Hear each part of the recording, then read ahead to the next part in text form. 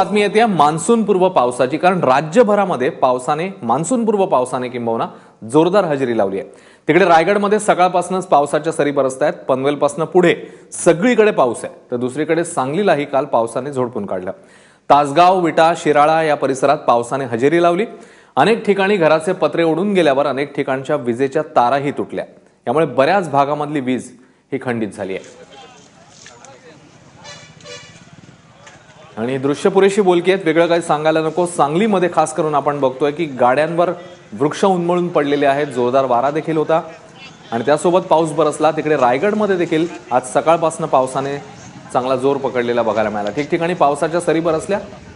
मात्र आता वीकेंड आहे, काही प्रमाणात काही मंडळींची सुट्ट्या असतील, त्याच्यामुळे नागरिकांना सध्या तरी त्रास झाल्याची माहिती कुठेही नाही आहे।